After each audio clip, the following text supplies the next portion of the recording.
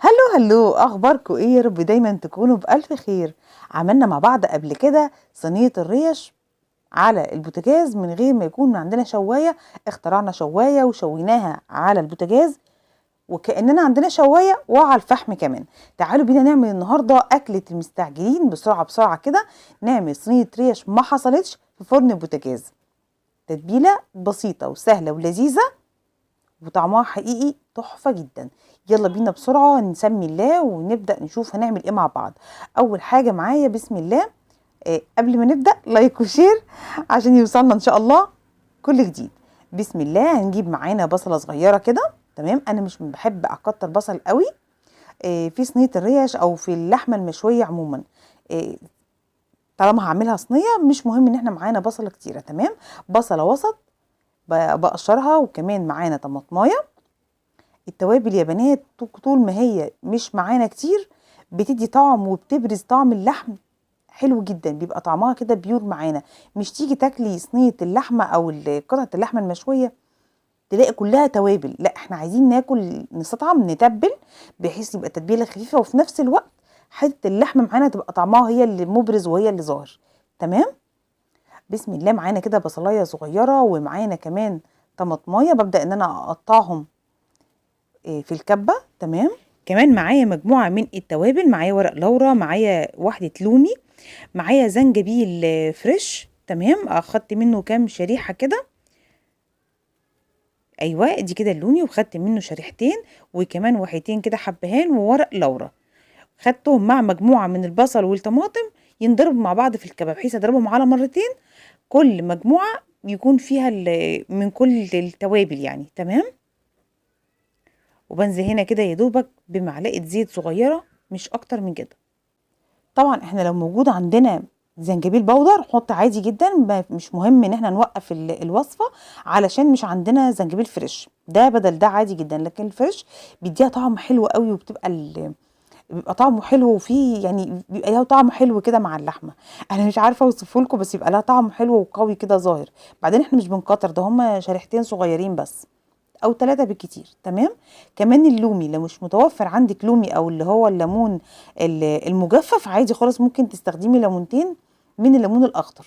تمام، وبحط كمان مع التتبيله حوالي معلقتين كبار من دبس رمان وحوالي معلقه كبيره من الصويا صوص.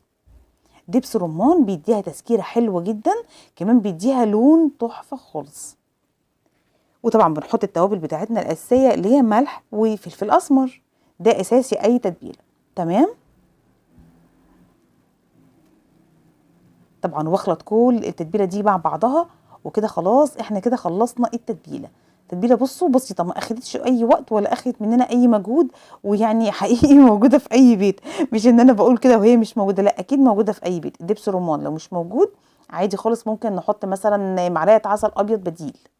تمام، هتدي لون حلو وهتسكره، لكن دبس رمان بامانه طعمه حلو قوي قوي في التتبيلات. كده خلاص احنا خلطنا كل التتبيله مع بعضها. ببدا بقى اجيب صينيه الريش او اجيب الريش اللي انا هتبلها وابدا بقى. بصوا مش عايزه اقول لكم نعمل لها مساج في التتبيله الحلوه دي. احاول كده بكل ناحيه من الريش ان انا ادخل التتبيله فيها جواها كويس قوي عشان تشرب كده من التتبيله. ويا سلام بقى لو نسيبها وقت اطول، يعني 5 ساعات 6 ساعات. انا هنا سبتها حوالي ساعتين بس كده في التلاجة وكانت حلوة جدا. هنا يا سلام مساج محترم مفيش بعد كده.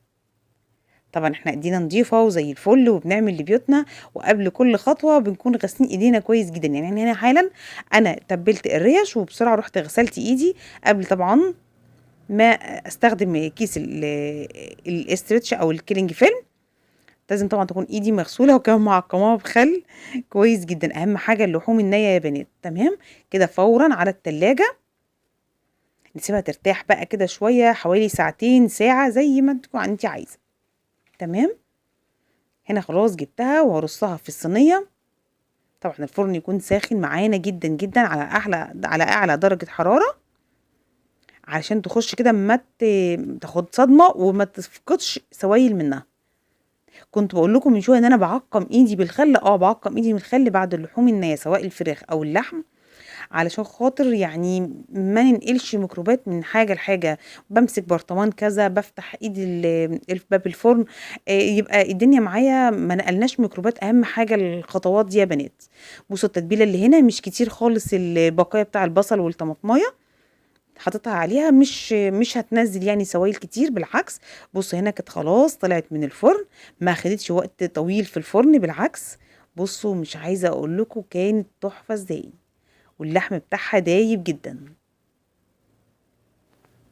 بُصّوا كمان اللون بتاعها اللي أخد لون حلو أوي، طبعًا أنا باسيبها في الفرن على درجة حرارة عالية، بعد كده بانزل بالحرارة الوسط، وقرب الآخر أشغّل عليها الشواية. شوفوا هنا أنا كنت باعمل لها اختبار معاكم بضهر الشوكة، شوفوا غرزت فيه ثواني إزاي، تحفة. طبعًا الريش ما بتتاكلش بشوكة وسكينة، لا، لأ خالص، ده علشان التصوير بس. يالّا أتمنى تكون عجبتكم، لايك وشير في رعاية الله، مع السلامة.